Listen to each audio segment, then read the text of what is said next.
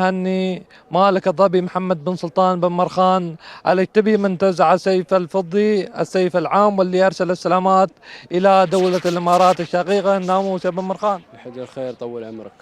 في البداية عطني انطباعك ورايك عن هذا المهرجان، مهرجان البشاير. شعور لا يوصف، مهرجان طبعا ناجح بدعم ابو تيمور الله يحفظه ويطول عمره. مهرجان قوي، واحنا يوم انت تي وتشرف دولتك ودولتي باي شوط ان شاء الله، مو باللي لازم رمز يكون، هذا اكبر تشريف لنا، الحمد لله على التوفيق. من متى وانت استعدت لهذا المهرجان؟ والله نعدينا من العام يوم خذت بكرة نشان في كاس الحجايج وحطمت التوقيت، واليوم جت الظبي وحطمت التوقيت الليله النهائيه. نعم، حددنا عن مجريات شوط كيف كانت؟ مجريات الشوط والله شوط قوي، والبكرة الله يبارك فيها مبونها بكرة تدفع وتسوي نهاية، ما توقعنا نهايتها تكون هني، قلنا بنشردها عند ال800 وبارك فيها واصلت. ما شاء الله ما قصرت، أدت أداء تشكر. حددنا عن ماضي الظبي. ما هذا ضبيط، هاي جايه وصيفة السيف، اقرب ماضي لها جايه وصيفة السيف محمد بن زايد، لها حاضر ولها مستقبل، وبتشوفون حتى عيالها يركضن. هذا السيف الغالي شو يعني لك؟ هاي يسوى كل شيء عندي انا. نعم. اول سيف هالموسم، وان شاء الله نطلب ان شاء الله السيوف حتى من دول الاخرى. هذا الناموس تهدي إلى من؟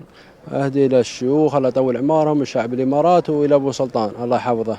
ماذا القادم عن شعار بن مرخان؟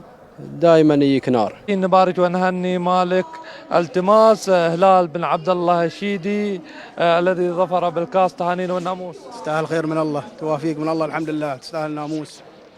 بالبداية عطني انطباعك ورايك عن هذا المهرجان. والله مهرجان الحمد لله رب العالمين ناجح، ومهرجان كبير ما شاء الله تبارك الرحمن، الحمد لله. كيف تابعت مجريات شوط وانتزعت التماس؟ والله التماس ما شاء الله عليه بروحها مره، خدمت الشوط بروحها الحمد لله. من متى وانت حسمت الشوط؟ ما حسمت غير عقب الخط. عند الخط. نعم كان في اسامي خطيره. اشهد الحمد لله رب العالمين، بس كلها توفيق، والبكره سبوق. نعم. والحمد لله رب العالمين توافيق. ماضي التماس. ماضي التماس طال عمره 9 سيارات و4 رموز. ما شاء الله. نعم الحمد لله رب العالمين. غنية عن التعريف. الحمد لله رب العالمين. نعم. سلالة هذا طال عمرك بنت عز الجيش.